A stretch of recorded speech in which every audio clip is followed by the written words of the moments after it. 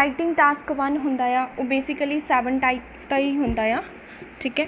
जिमें लाइन, बार, पाई, table, flow, diagram, map, यही ਹੁੰਦਾ ਆ, ठीक है। 7 टाइप्स ਦਾ ਤੇ ਇਹਨਾਂ ਸਾਰਿਆਂ ਦੇ ਵਿੱਚ ਕਿੰਨੇ ਬੈਂਡ ਹੁੰਦੇ ਆ? 3 ਬੈਂਡ ਦਾ ਹੁੰਦਾ ਆ ਇਹ, ठीक है। ਇਹਦਾ ਜਿਹੜਾ ਸਟਰਕਚਰ ਆ, ਸਾਰਿਆਂ 'ਚ ਕਿਹੜਾ ਸਟਰਕਚਰ ਆਪਾਂ ਫੋਲੋ ਕਰਨਾ ਆ ਉਹ ਦੇਖ ਲਓ। ਸਭ ਤੋਂ ਪਹਿਲਾਂ ਲਿਖਾਂਗੇ introduction, then BP1, BP2, overall. ਇਹਦਾ ਸਟਰਕਚਰ ਆ, ਸਾਰੇ ਜਿੰਨੇ ਵੀ ਟਾਈਪ ਆ ਉਹਨਾਂ ਦੇ ਵਿੱਚ ਸਟਰਕਚਰ ਸੇਮ ਰਹੂਗਾ। ਸਟਰਕਚਰ 'ਚ ਚੇਂਜ ਕਰਨ ਦੀ ਸਾਨੂੰ ਕੋਈ ਜ਼ਰੂਰਤ ਨਹੀਂ ਹੈਗੀ ਆ। ਐਂਡ ਅੱਗੇ ਕੀ ਆ ਲਿਖਿਆ ਹੋਇਆ? Don't right overall after introduction. Introduction ਤੋਂ ਬਾਅਦ ਓਵਰਆਲ ਨਹੀਂ ਲਿਖਣਾ, ਲਾਸਟ ਦੇ ਵਿੱਚ ਲਿਖਣਾ ਹੁੰਦਾ ਆ, ਠੀਕ ਹੈ। ਲਾਈਨ, ਬਾਰ, ਪਾਈ, ਟੇਬਲ, ਫਲੋ, ਜਿਹਨੂੰ ਆਪਾਂ ਪ੍ਰੋਸੈਸ ਵੀ ਕਹਿ ਦਿੰਦੇ ਹਾਂ, ਡਾਇਗਰਾਮ ਅਤੇ ਮੈਪ, ਇਹੀ ਟਾਈਪਸ ਨੇ। ਅਤੇ ਇਹ ਵਾਲਾ ਇਹਨਾਂ ਸਾਰਿਆਂ ਦੇ ਵਿੱਚ ਸਟਰਕਚਰ ਆਪਾਂ ਯੂਜ਼ ਕਰਨਾ ਹੁੰਦਾ ਆ। ਸੋ ਅੱਜ ਮੈਂ ਤੁਹਾਨੂੰ ਵੋਕੈਬ ਦੱਸਾਂਗੀ ਜਿਹੜੀ ਆਪਾਂ ਬੇਸਿਕਲੀ ਯੂਜ਼ ਕਰ ਸਕਦੇ ਹਾਂ ਇਹਨਾਂ ਦੇ ਵਿੱਚ। ਉਹ ਕਿਹੜੇ ਵੋਕੈਬ ਦੇ ਵਰਡਸ ਨੇ? ਦੇਖੋ, ਜਿਵੇਂ ਆਪਾਂ ਇੰਟਰੋਡਕਸ਼ਨ ਡੇਲੀ ਬੇਸਿਸ 'ਤੇ ਲਿਖਦੇ ਹਾਂ, ਠੀਕ ਹੈ। ਆਪਾਂ ਡੇਲੀ ਬੇਸਿਸ 'ਤੇ ਇੰਟਰੋਡਕਸ਼ਨ ਲਿਖਦੇ ਹਾਂ।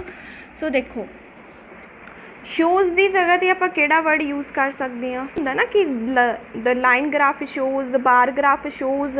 ਸੋ ਸ਼ੋਜ਼ ਦੀ ਜਗ੍ਹਾ 'ਤੇ ਕਿਹੜੇ ਵਰਡ ਆ ਸਕਦੇ ਆ? Indicate, illustrate, describe, gives, present, demonstrate. So ਇਹਦੇ 'ਚ ਕੋਈ ਵੀ ਦੋ ਜੋ ਤੁਹਾਨੂੰ ਈਜ਼ੀ ਲੱਗਦੇ ਆ ਨਾ, ਤੁਸੀਂ ਉਹਨਾਂ ਨੂੰ ਪਿਕ ਕਰ ਲਓ। ਜਿਹੜੇ ਤੁਹਾਨੂੰ ਈਜ਼ੀ ਲੱਗਦੇ ਆ ਜਸਟ ਉਹਨਾਂ ਨੂੰ ਪਿਕ ਕਰਨਾ ਆ। ਪੂਰੇ ਦੇ ਪੂਰੇ ਤੁਹਾਨੂੰ ਲਰਨ ਕਰਨ ਦੀ ਕੋਈ ਜ਼ਰੂਰਤ ਨਹੀਂ ਹੈਗੀ ਆ। ਕੋਈ ਵੀ ਦੋ ਜਿਹੜੇ ਆ ਲਰਨ ਕਰ ਲਓ। ਮੈਂ ਦੋ ਕਿਉਂ ਕਹਿ ਰਹੀ ਹਾਂ? ਸਮਟਾਈਮ ਇੱਕ ਆਪਣੇ ਮਾਈਂਡ ਦੇ ਵਿੱਚ ਨਹੀਂ ਆਉਂਦਾ। ਸੋ ਜੇ ਦੋ ਦੇ ਬਾਰੇ ਪਤਾ ਹੋਊਗਾ ਆਪਾਂ ਦੂਸਰਾ ਤਾਂ ਉਸ ਟਾਈਮ ਯੂਜ਼ ਕਰ ਸਕਦੇ ਹਾਂ। ਦੈਨ ਨੈਕਸਟ ਕੀ ਹੈਗਾ? Data about. ਸਾਨੂੰ ਦਿੱਤਾ ਹੁੰਦਾ ਨਾ ਕਿ line graph show data about. So ਉਸ ਜਗ੍ਹਾ 'ਤੇ ਆਪਾਂ ਕੀ ਲਿਖ ਸਕਦੇ ਹਾਂ? Number of, proportion of, information on, information about. ਇਹਨਾਂ 'ਚੋਂ ਕੋਈ ਵੀ ਦੋ ਤੁਸੀਂ ਦੇਖ ਲਓ ਜਿਹੜੇ ਤੁਹਾਨੂੰ ਕੰਫਰਟੇਬਲ ਲੱਗਦੇ ਆ, ਜਿਹੜਾ ਤੁਸੀਂ ਕਹਿ ਸਕਦੇ ਹੋ ਕਿ ਇਹ ਮੇਰੇ ਲਈ ਈਜ਼ੀ ਆ ਰਿਮੈਂਬਰ ਰੱਖਣਾ, ਉਹ ਤੁਸੀਂ ਕਰੋ। ਕਿਉਂਕਿ ਇਹ ਵਰਡਸ ਤਾਂ ਆਉਂਦੇ ਆ, ਜਿੰਨੀ ਵਾਰ ਆਪਾਂ ਲਿਖਣਾ ਆ ਇਹ ਤੁਹਾਨੂੰ ਆਉਣੇ ਹੀ ਆਉਣੇ ਆ। ਸੋ ਇਹ ਤੋਂ ਚੰਗਾ ਕਿ ਆਪਾਂ ਉਹਨਾਂ ਨੂੰ ਵਧੀਆ ਤਰੀਕੇ ਦੇ ਨਾਲ ਲਿਖੀਏ, ਠੀਕ ਹੈ। ਸੋ ਇਹਦੇ 'ਚ ਜਿਹੜਾ ਵੀ ਤੁਹਾਨੂੰ ਕੰਫਰਟੇਬਲ ਲੱਗਦੇ ਆ ਤੁਸੀਂ ਉਹ ਲਿਖ ਲਓ। ਪਰਸੈਂਟੇਜ ਵੀ ਆਪਾਂ ਯੂਜ਼ ਕਰਦੇ ਹਾਂ, ਈਵਨ ਕਿ ਬਹੁਤ ਵਾਰ ਪਰਸੈਂਟੇਜ ਯੂਜ਼ ਹੁੰਦਾ। BP1 ਦੇ ਵਿੱਚ ਵੀ ਹੁੰਦਾ ਆ, ਠੀਕ ਹੈ। BP2 'ਚ ਵੀ ਹੁੰਦਾ ਆ, ਇੰਟਰੋਡਕਸ਼ਨ 'ਚ ਵੀ ਹੁੰਦਾ ਆ, ਓਵਰਆਲ ਦੇ ਵਿੱਚ ਵੀ ਹੁੰਦਾ ਆ। ਸੋ ਇਹਨਾਂ ਦੇ ਤੁਸੀਂ ਸਾਰੇ ਹੀ ਲਰਨ ਕਰ ਲਓ, ਤੁਹਾਡੇ ਲਈ ਜ਼ਿਆਦਾ ਬੈਨੀਫੀਸ਼ੀਅਲ ਹੋਏਗਾ।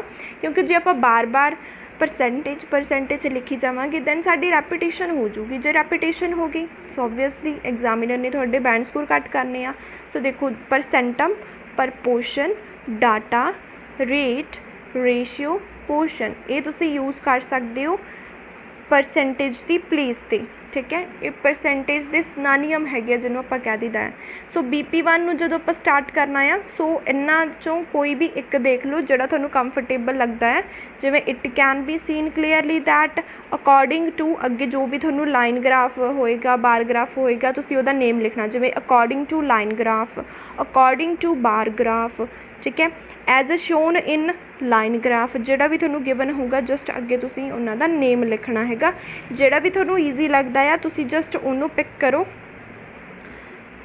ਅਤੇ ਅੱਗੇ ਦੇਖੋ, ਆਪਾਂ ਇਨਕਰੀਜ਼ ਬਹੁਤ ਵਾਰ ਲਿਖਦੇ ਹਾਂ ਕਿ ਡਾਟਾ ਇਨਕਰੀਜ਼ ਹੋ ਰਿਹਾ, ਡਾਟਾ ਡਿਕਰੀਜ਼ ਹੋ ਰਿਹਾ ਆ।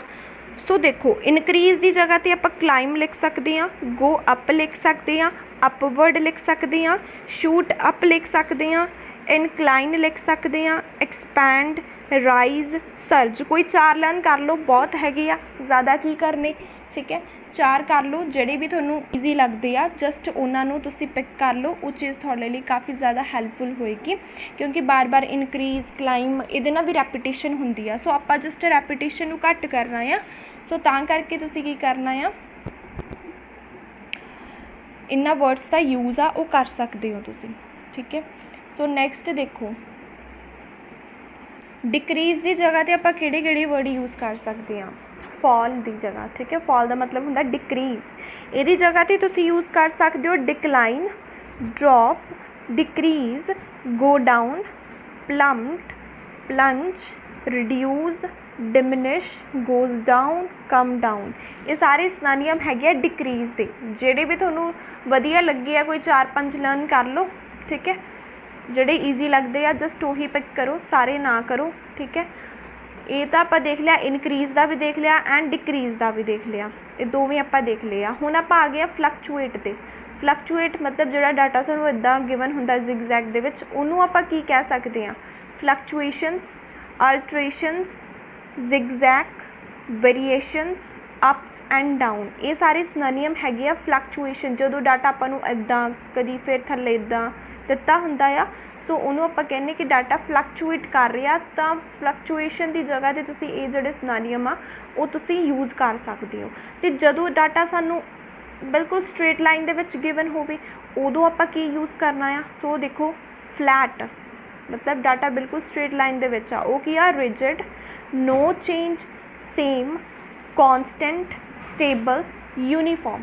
ਜਦੋਂ ਵੀ ਡਾਟਾ ਤੁਹਾਨੂੰ ਸਟਰੇਟ ਲਾਈਨ ਦੇ ਵਿੱਚ ਗਿਵਨ ਹੋਏਗਾ, ਤੁਸੀਂ ਇਹ ਵਰਡਸ ਦਾ ਯੂਜ਼ ਕਰ ਸਕਦੇ ਹੋ ਕਿ ਡਾਟਾ ਜਿਹੜਾ ਰਿਜਿਡ ਹੈ, ਡਾਟਾ ਸੇਮ ਹੈ, ਡਾਟਾ ਸਟੇਬਲ ਆ, ਕੌਨਸਟੈਂਟ ਆ।